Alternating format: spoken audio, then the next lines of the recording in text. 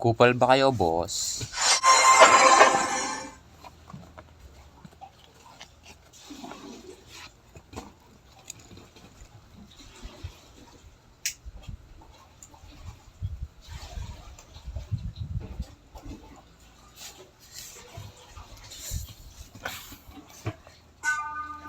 Turuan ko kayo guys kung paano maka one hit sa Masha. Ganito lang yun.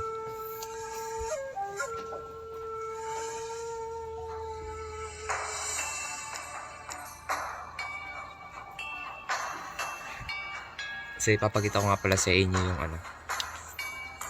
emblem tsaka item.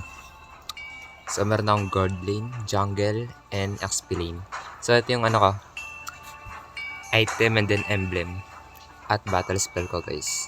So sa gold lane, kailangan mo lang maging patient. Kailangan magpa level 4 bago ka pumalag sa MM nila. So pwede mo rin siyang palagan sa sa early kung may kasama ka. So sa jungle naman, so medyo mahirap siyang gamitin sa jungle.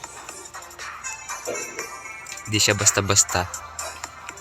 Makukuha niya yung blue buff at red buff ng 2 minutes and 30 seconds. 2 minutes and 30 seconds lang guys. So XP lane, petrify yung gamit ko dito para walang takas yung kalaban. Need talaga dito, petrify.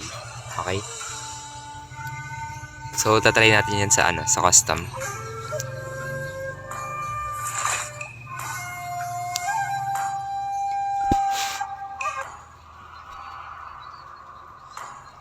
The fire of battle never extinct.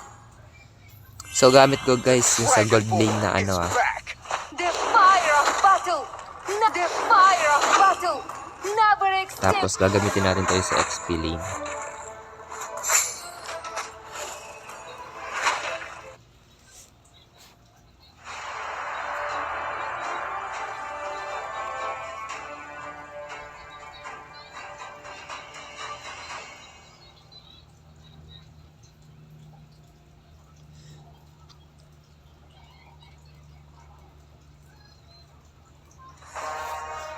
Welcome to Mobile Legends.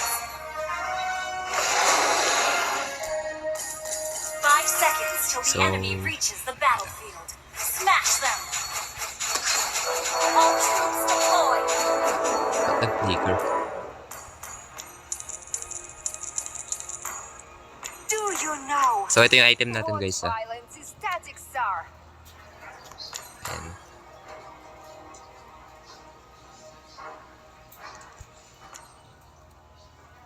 Never ever try to fool me.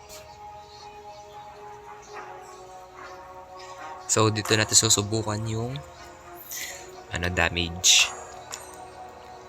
Ang ginagawa ko naman sa Masha guys, ito yung ginagawa ko sa Masha. Trying to be jammed. Malayo pa lang, naka first skill na ako, tapos ulti, dalawang basic attack, and then second skill. Ayan yung total damage. In charge here.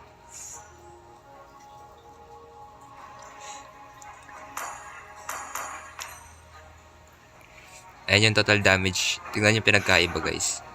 So yung iba naman, ito yung ginagawa nila. My fury. Yung iba ganito yung ginagawa nila. Nag-ulti muna, tapos dalawang basic attack, tapos second skill. Tignan nyo yung damage. Yung kanina, 12,500. And then, eto. Ang ginagawa ng iba. So, mas maganda talagang gawing pang-burst yung unahin nyo yung first skill. Kasi mas madali to guys. Mas madali. Kaya kailangan nyo muna mag-first skill. First skill, ulti, dalawang basic attack, tapos ayun. Diba? Hold on. I'm trying to be jammed. So, dito naman. Kapag may dadaan na kalaban sa bush, kapag may mag-check bush, guys, kahit tank pa yan, pwede nyong pitasin. I'm made for fighting. Kahit tank pa yan. So, gagawin natin first skill, ulti, then second skill.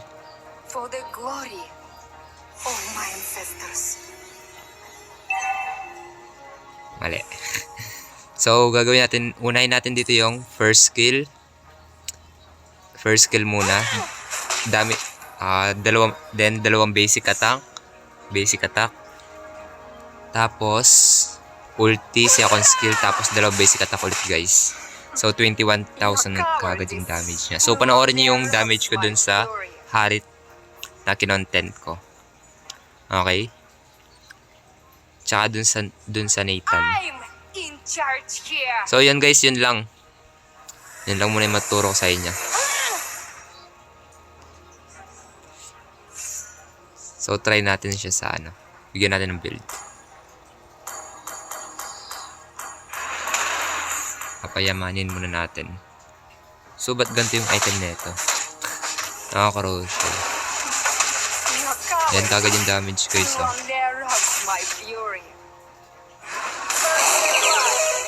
Ginagamit ko tong second skill guys kapag tumatakas na talaga yung kalaban.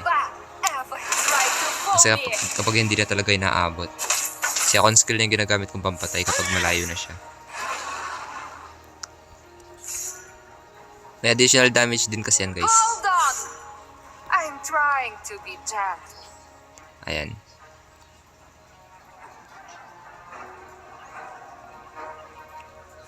My hands So ayun yung ano made guys. for fighting.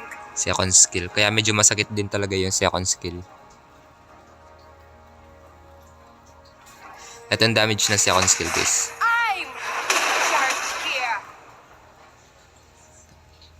So yun lang guys. Thank you sa panonood.